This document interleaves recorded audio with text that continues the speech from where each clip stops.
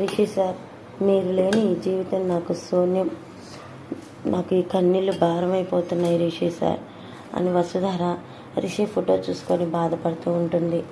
మీరు ఎక్కడో కఠినమైన పరిస్థితిలో ఉండుంటారు, అందుకే మా దగ్గరికి చేరుకోలేకపోయి ఉంటారు.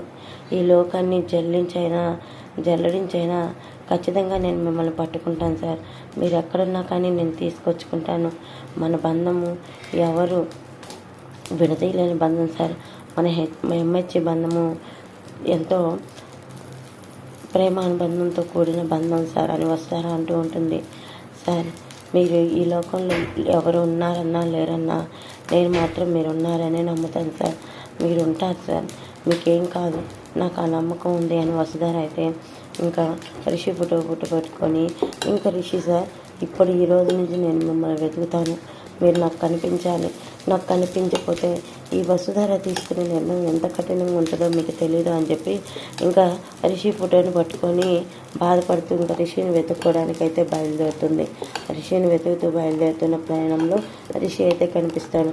రిషి ఎలా కనిపిస్తాడు ఏంటనేది నేను సెకండ్ పార్ట్ 2లో అయితే వీడియో పోస్ట్ చేస్తాను, చూడండి.